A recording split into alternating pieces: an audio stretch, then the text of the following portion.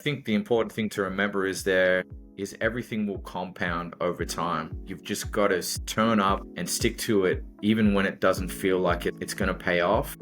Our guest today is Chris, a globally recognized leadership expert with over 20 years of experience transforming teams and driving success. Chris combines executive insights with a hands on approach to coaching and thought leadership. Whether you're looking to inspire, lead through uncertainty, or achieve extraordinary results, Chris is the guide you need. Chris, thank you so much for being here today. Thank you so much for having me, Naveen. I appreciate it. So I'm very impressed actually with your journey over the last 20 years, going from customer service to being a global leadership side of things and executive leader. I'm curious to understand what inspired you to, kind of that career shift and what is your Mhm. journey so far?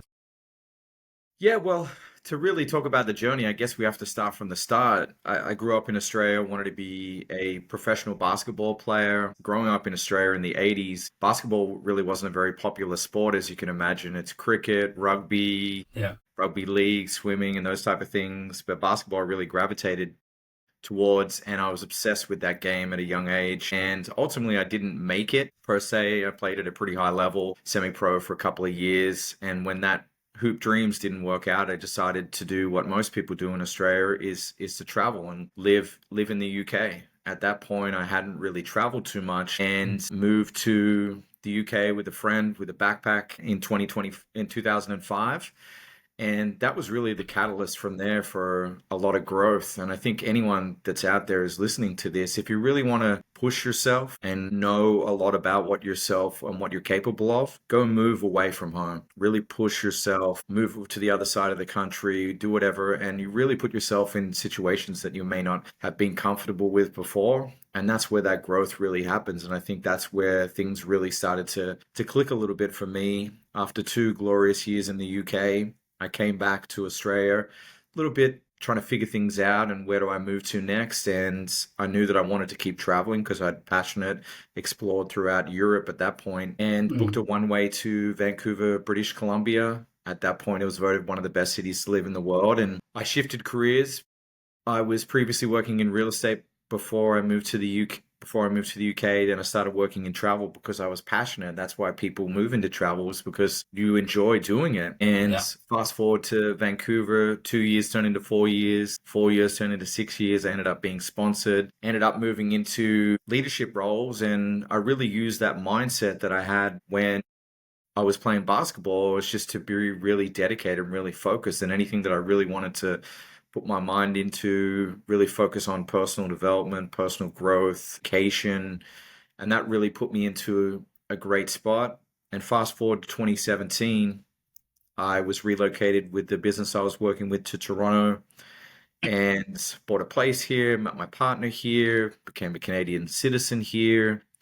And in 2020, the pandemic travel industry decimated. And at that point, we had to lay off 20, not 20%, 90% of our staff. And I was held on being in a senior leadership role and was told that we probably weren't going to make it through ourselves as a company, as the pandemic, as everyone could probably remember, it was meant to be 3 months and 6 months and 12 months. And then travel was really just halted. And I had the great opportunity to really think about what did I want to do next at this point in my career. And that's where I landed into coaching. And since then, I've been coaching for the last 3 years. It'll be 3 years in February since I launched my own business. And I've been fortunate to work really with over 50 people in that time, including organizations, one-on-one coaching, team coaching as well. And that coaching has really helped me become a better leader throughout that.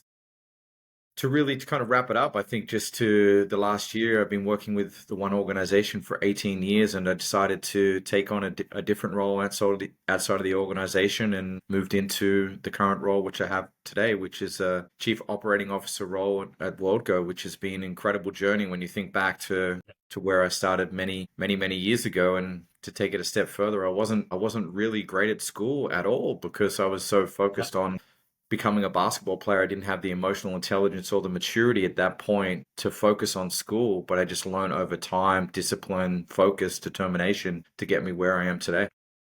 That's quite a journey, Chris. And And then just from that answer, there are many learnings one can have, like move out of your comfort zone, take risk, Hmm. explore, and many other. And it sounds like you took a whole kind of a round, starting from travel and stuff, and ended up working as a COO in a Yeah. travel organization. So that's quite a. The word I'm looking for is transformative journey yourself. You mentioned about coaching, and Hmm.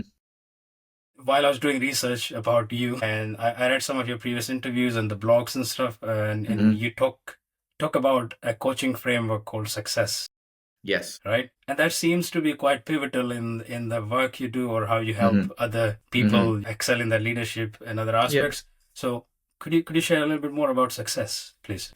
Well, I think the reason why I came up with the success framework is because it really translates into business and in life. We all want some level of success, right? And it's really important as a coach when people come to me and working with a problem that they may have, it's success is what they're looking for, and it comes from the business aspect, and it also goes into their other areas of their life. So what I did with the success framework is to come up with a framework which helps to set a clear goal of what someone is trying to achieve. Then we set some parameters around what are the objectives, how do we understand it, how do we sustain it, and how do we make sure that Yeah. it happens not just for a period of time, but it happens for a long sustained time. So it's something that I work on, and typically with clients that I work with, it's more than say 2 or 3 months. I have clients that I've been working with now for over a year, because a lot of the time Yeah. when you're working with people, a lot of these shifts and changes take a lot of time. And Yeah.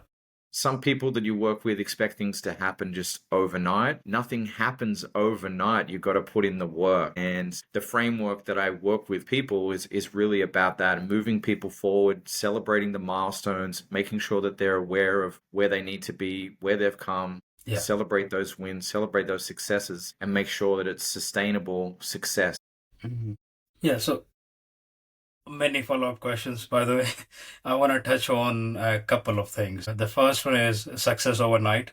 I think we Hmm. are seeing a lot of that recently with the rate at which almost all industries are moving and a lot of uncertainty around Yeah. many things.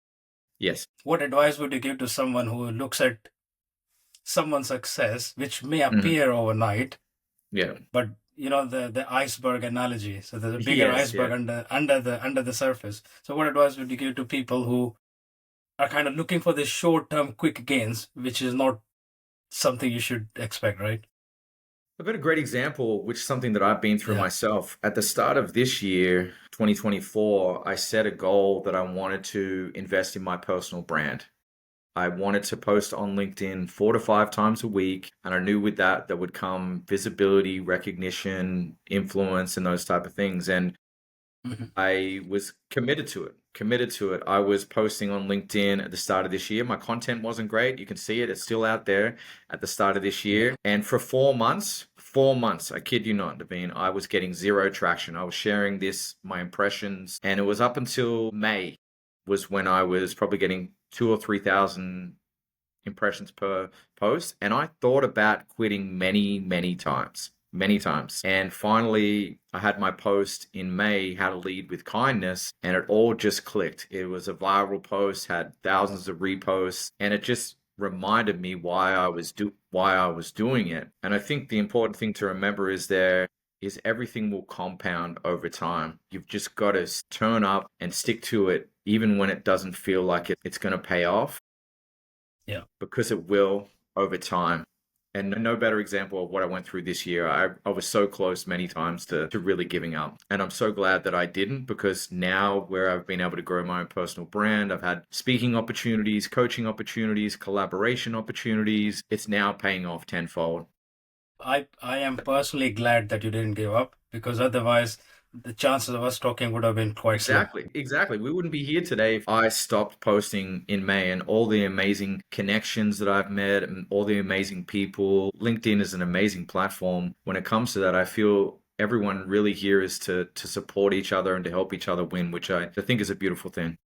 Definitely. And I myself have been like yourself. I still haven't given up, and I'm being persistent, posting 4 to 5 times a week since December 2023, and I'm waiting for your May moment. It'll happen. So It'll I'm waiting happen. for that at that moment. Yeah. Keep at it. Just look at the Yeah. data, keep iterating, see what works, Yeah. keep trying. Absolutely. So switching gears a little bit and Hmm. coming back to leadership and leader Hmm. side of things, especially in this uncertain environment, Hmm. what are some of the patterns that while you were working with 50-ish clients, Hmm. what are some of the patterns you noticed in terms of challenges leaders face today? There's many, right? At the end of the day, we're human. We're human. We're Yeah. imperfectly human. And I think we all have challenges. I have challenges. I work with a coach now to help me improve as a coach. I think there's many different things when it comes to leadership. Leadership, firstly, can be lonely. Yeah. It's a lot of the times you may not have that person to bounce ideas off or to have that your own safe space. As a leader, you want to create your own safe space for people. You create that supporting, nurturing environment where people can thrive. And sometimes as leaders, you don't always get that. I think a lot of the times for leaders, you also have some level of imposter syndrome as well. That's a Yeah. huge one. And I think that's always about growing, putting yourself in different situations that you may not normally be in. There's always the work-life balance comes up a lot. How do we juggle that? Making tough decisions, it can be challenging. Conflict resolution always comes up as well. And AI is coming up a lot more now because of the challenges Yeah. that that's bringing in. How do we embrace it? Do we avoid Yeah. it? How do we delay it? I'm sure you see that being in your space as well. So Yeah. there's a multitude of different things that people come to me for because we're humans, we're complex.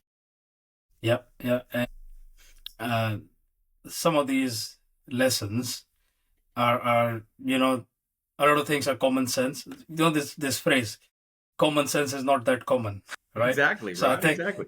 yeah, I think that applies to a lot of these things that you mentioned, but people Mm, needs to proactively work on remembering all of these common sense things. So when you're in a hmm. situation like conflict resolution or providing feedback or Hmm.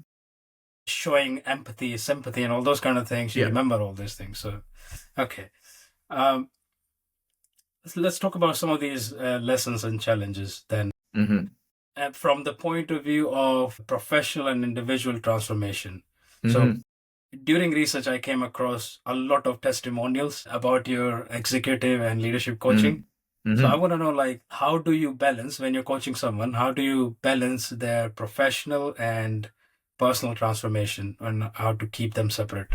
That's a great question. And I think it's each situation is different, right? Because people are looking from their own lens. The way you look at that is different to the next person if you were to ask that question as well. So I think every person's situation is different and it's about finding what works for them. And Mhm. that's the challenge. You're there to help be a thought partner, uncover what's possible, uncover what's important as well. What are the roadblocks? How do you help overcome them as well? So there's never one Yeah. clear answer to that. It really is dependent on the person and understanding what works for them. A lot of people have come to me with that challenge. I'm picking work over my family when I know my work Mhm. is important, but there's nothing more important than spending time with the most important people in my life, which is my family. How do we get to that place? And that's a journey sometimes can take months to really figure out how to prioritize delegation. That's a lot that comes up as well. Delegating. How do we empower people as well to do the things to allow you to step back depending on your situation to be a leader?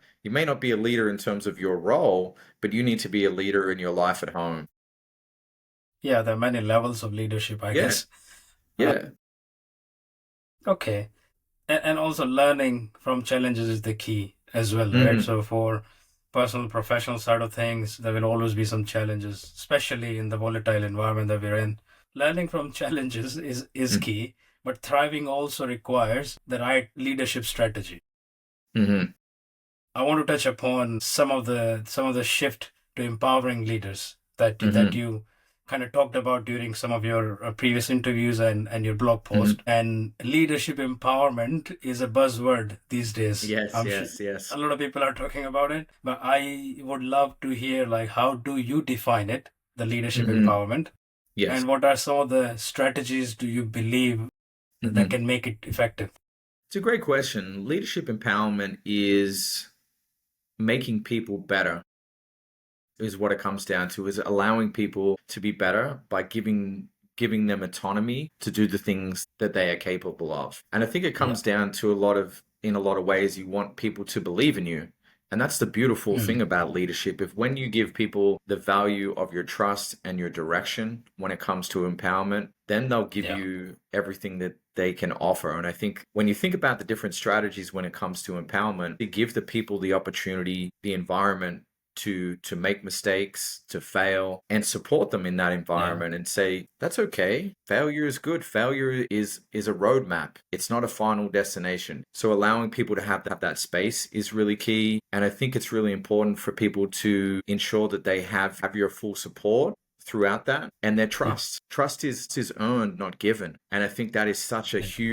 huge thing for you to give to someone. When people come to me and say, what do you think about that? And what I do through my empowerment is coaching. When anyone comes to me, and people that I'm fortunate to leave, I always ask them questions. What do you think? They come to me and say, Chris, what Yeah. do you think we should do in this scenario? I'm like, well, what do you think? And then naturally we'll work it out together and come to a solution. So when I think about empowerment, I think about Yeah. helping people to come to solution themselves. Yeah. That makes a lot of sense, actually. And trust is the key Hmm. in any kind of leadership position you are. Either Yeah. is either you're leading your kid, or Yeah. a sports team, or a team at work, or any types of leadership, right? Let me take it a step. Yeah, I think it's good. And I'll share this analogy when it comes to empowerment. I'm sure you've heard of servant leadership, the leadership Yes. style where you have servant leadership. So when I think about servant leadership, I think about the analogy of when you go to a restaurant, you have someone waiting on you, and what is their role in the experience of your dining experience? They're providing the ambience, making sure you're having a good time, waiting on you, supporting you, making sure you're cared for, you're nurtured through that experience. I liken that to similar as a leader. You're there Mm. supporting them, making sure that they're having a great experience, the dining, everything else throughout their workday. That's the way I see Yeah. that empowerment as well. Yeah, that makes I like that that analogy, and I'm probably going to use it in my future approaches or conversation. Mm. One of the things I also came across about you is your focus on executive coaching. Hmm. And I'm curious to understand, like, how does executive coaching differs from different forms of leadership supports that are available out there, like mentoring or teaching or Yeah. traditional coaching? Yeah, well, it is still coaching by the true essence. It's just more of that you're working with executives who are in that high level decision making position. And a lot of times with executives, what are they typically their main problems? They're time poor, wrestling with challenges, wrestling with resources, thinking 2, 3 years ahead, all these Yeah. different thoughts that are going through their head. So when I work with executives, a lot of the time it's more quick conversations. Maybe we're talking in a car versus being more strategic and long-winded conversations. It's more of Yeah. a sounding board type scenario, really challenging thinking processes. Before meetings, they will call me and ask me, I'm having this meeting coming up, how do you think we should approach this? And we'll bounce ideas off each other. So it's still Yeah. coaching in the true essence. It's just more of the challenges that clients are facing differs. So I've been in industry for about 14 years in Hmm. professional working environment, and over the period I learned the importance of empathy, Yes. being vulnerable, providing safety net, being Yes. resilient, and things like that. Couple of points I would kind of like your thoughts on is being vulnerable, Yeah. because when you're in executive like positions or level, Yeah. do you think people at that level can also be vulnerable or should be vulnerable? Because when you're vulnerable and when you open up and share, you Hmm. build deeper connection with your team Yes. or people you're leading. So what are your thoughts? I agree. At the end of the day, we're humans leading humans. And I Absolutely. think there's naturally, because of your title, people are going to feel a certain way about you. They may feel a little bit standoffish, of course, but I think vulnerability is your superpower to break that down, sit down like you and I are sitting here and have a conversation Yeah. with people. Just ask how they're doing, find commonality, really get to know people. And I think that's really important for people. One thing that I like to do before I move into any role is just before I'm going to outline the strategy, what we're going to do, I want to sit down, get to know everyone, and really understand the people, understand what motivates them, and show them that I am Chris March, the person first, not Chris March, the leader.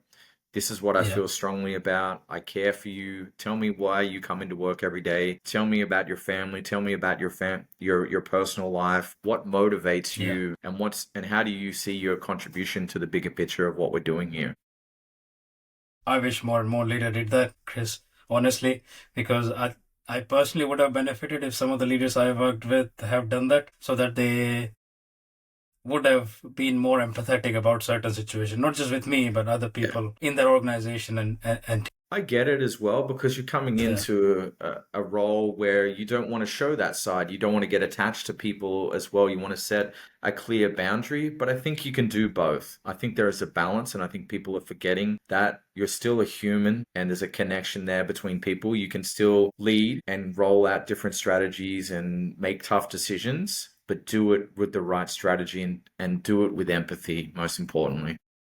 Yeah, I couldn't agree more. I wish the whole leadership generation or people are moving into that direction, but I still see many people, believe that showing vulnerability will make them come across as a weak leader, right? Yeah, and early on in my career, I've made all the mistakes as well. Early on in my career, I thought I had to have all the answers. My thing was I'd have to have all the answers, but you don't have to have all the answers. It's okay to say You you don't can't. have you can't. Yeah, you It's can't. it's it's okay. It's okay, and just be yourself is really what it comes down to. And I think a lot of times, and I'm guilty of it as well, you wait to the weekend to be the person that you are truly. Be that person Monday to Yeah. Friday. Let everyone see the true person that you are. I think that's a very good message to anyone listening and who is either a leader or hoping to become a leader. Yeah. I want to touch upon on uncertain times because that's what we're in right now, especially with the AI. Mm-hmm. Every industry is changing, the landscape Mm-hmm. around it is changing. So, especially for the leaders, Mm-hmm. how can leaders stay resilient and inspire confidence during these times to their people or team? It's another great question. I think a lot of times when it comes to leadership, we're always trying to think of what's next, what is the secret sauce, all these different type of things. But fundamentally, when it comes down to it, focus on the people. I know I keep saying it, but just truly, yes, AI and all these different type of things. But the thing AI doesn't have is your experience. That can never be taken away Mm. from you. Your Yeah. empathy, your critical thinking, your ability to think and act like a human, and your ability to be resilient can't be taken away from you. And I think when I hear resilience, I'm also reminded of the pandemic, incredibly tough times. And I think we all went through some type of hardship and sadness throughout that as well. But it just showed you what we can get through when we focus on the right things. And I think this time that we're facing with AI, the disruption, there's always going to be a level of that in some way, shape, or form. But I think it's important to remain true to yourself and remain true to what is your differentiator. And I ask each of Yeah. you to think about that. What is your point of difference? You have a Mm. strength that and I have a different strength to you. Really lean into your strengths. We all have different abilities. So really think about that and don't spend too much time thinking about different things that you cannot control. Focus on what you can control and what you bring to the table. That is such a simple but powerful message that focus on what's in your control. And I don't remember where I read this, but someone wrote that we suffer for two types of thoughts. Hmm. Something that haven't happened or hasn't Yes. happened yet. There's no Hmm. point suffering for that. And something that has already happened, you can't change that, and you're still thinking about the past and suffering for it. So, such an important message there. Just worry about what you can control. I have this simple if else loop. I come from a Hmm. coding program background. Yeah. Can I control or change it? Yes, do something about it. I can't. Forget it. Ve- Right? Very similar to something I owned early on as the CIA model. Can I control it? Can I See, influence it? Can I accept it? Can you control it? No. Can you influence? No. Can I accept it? Yes. mm, Very similar approach to what you're mentioning there. It's something I learned early on in my career and it's always stuck with me. CIA model. Control, love that. influence, Love accept. that. All right. Okay. So, couple of other aspects of leadership is emotional aspect, and we talked about being vulnerable, being you talked about how to lead with kindness. Yes. How do you address these emotional aspects of leadership, especially during the time of crisis? I think the pandemic was a great example of that. We'll come back to it Hmm. as well. It Okay. was incredibly challenging for a lot of different people, and how we led during that time was to lead with empathy and to lead with kindness. Yeah. And I think kindness is misunderstood in a lot of ways. It's not a weakness. It's the ability to connect with people. It's to show sincere appreciation. It is to nurture growth. It is to show that you have the ability to connect with people. And I think that's what it comes down to at the end of the day. You need to show that Yeah. you care. You care for people. And if you do that, we need people to care more about each other in this world. And I feel very strongly. And I think that's why that How to Lead with Kindness post really resonated with so many people at the start of this year, which Yeah. helped me really grow on LinkedIn, because I think we all feel it in a lot of different ways, right? Yeah. That kindness is truly the only way forward, and we're our own harshest critics. We're not always kind to ourselves. Yeah. And if we were just a little bit more kinder, come to the workplace or to each other, the world would be in a much better spot, because we don't know what other people are going through at any times. So instead of jumping to conclusions or coming from your own place, try and slow down and think about where that other person is coming from. And I think if we react with the intent of understanding rather than replying, we'd be in a much better space. Again, many good messages here, like slow down and think and listen to respond, not to react or reply. Such powerful messages, Chris. Thank you for that. Uncertain times and being a leader who's always predictable, I Hmm. believe is quite important. And I was having a discussion with a director level leader from Microsoft, and they said like, and it stuck with me because he said, be a predictable leader. Among Mm, all the things that we discussed so far, be a yeah. predictable leader. If you want to be an ass all the time, right? If you are always happy and optimistic, be optimistic all the time. So consistently be predictable so that people can approach you in any kind of scenarios, right? It's not like one day your mood swings are this and that. Be a predictable leader. What are your thoughts on that? It's so true, right? People come to work and they want to know what they're going to be dealing with every single day. They want to know exactly. So they know that you coming on a Monday is going to be the same as Friday. If you're a leader, firstly, number one, you set the tone. So if people come to you and see what you're doing, how you react to things, how you behave, you're modeling the way of what you then expect of your team. So you're really setting the tone. You really need to be that person. As soon as you step into the door at work or step into the call, whatever the scenario may be, you need to Yeah. think about the influence that you're going to have. Everything before then, you need to switch off and be the best version of yourself as a leader, because you're responsible for 5, 10, 15 other people. Yeah. And that's the difference. And that's a lot of responsibility as well. It's huge. And I think a lot of people in leadership are not into the role for the right reason. If you don't like people, you Hmm. shouldn't be in leadership. A lot of the times we see this, and I'm sure you've seen this, maybe you've heard Yeah. it from different friends. People are in the role because they were a great salesperson or they exceeded certain things, but the people side of things they really struggle with. And you see people in those wrong positions for the wrong reasons. Yeah. I've seen many examples. But yeah. I was the person who was in leadership role for wrong reason, but Mm, I learned, and hopefully now my team would agree that I'm a good leader. sure they do. Thanks. Going back to collaboration and kindness, Hmm. it's not always easy to associate collaboration and kindness to high performance. And high Yes. performance is something that, or impactful performance is something that would lead you to progress in your professional Hmm. life, right? Hmm. So how do you foster these qualities in the team while also focusing on driving results? It's a great question, and there's definitely a balancing act between them as well. I think it comes down to the environment that you set as a leader. Again, you have the ability to set the tone of what you want the behavior to be on your specific team. Yes, you want to have a high performing, functioning team. Yes, you want to be able to drive results. What are the conversations that you're having together as a unit? What is the space that you're creating? Do you have that psychological safety space? Do you have that place where people can feel safe to share failures, can share innovation where that environment is supported. So I think it really comes down to number one, having great communication is key, an open, collaborative space where people can feel that they feel seen, heard, and valued. If you can focus on those three things, people feel seen, heard, and valued, that will foster a collaborative environment, and the kindness piece will come in through the actions that you do consistently.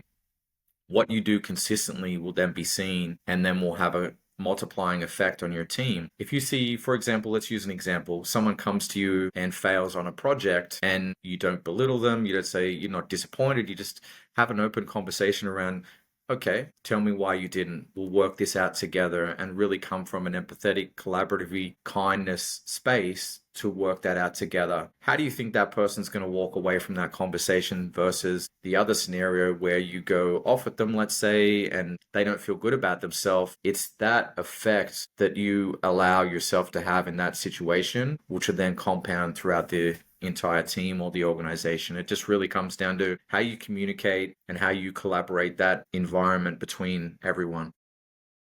Love that answer, Chris. Couple of last questions. What are some of the books you would recommend Oof. to leaders? Great question. The classic, you've got to go with one of the classics, How to Win Friends and Influence People. It's a classic. It's a classic for a reason. Brene Brown, huge fan of her work. Huge fan of her work. She's one of the people, the pioneers of vulnerability. Probably, I think it was early 2010s.